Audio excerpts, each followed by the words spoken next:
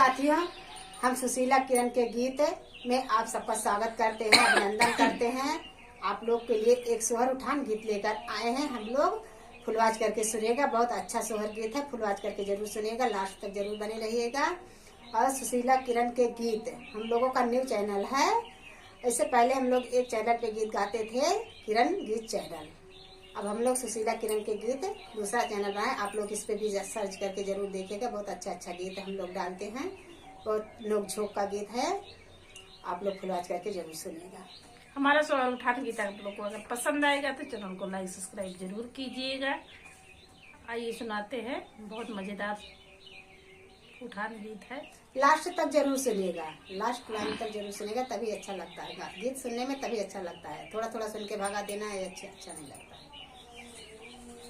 हमार ललना दूर खेले न जई है, हमार ललना दूर खेले न जई है, हमार ललना दूर खेले न जई है, हमार ललना दूर खेले न जई है।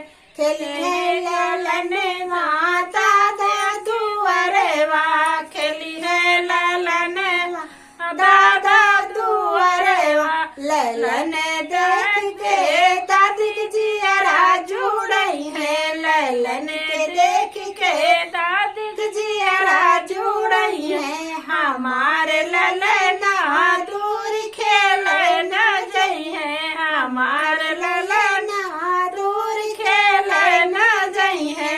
खेली है ललनवा पापा दुअरवा, खेली है ललनवा पापा दुअरवा, ललन के देख के मम्मी जियरा जुड़ई है, ललन के देख के मम्मी जियरा जुड़ई है।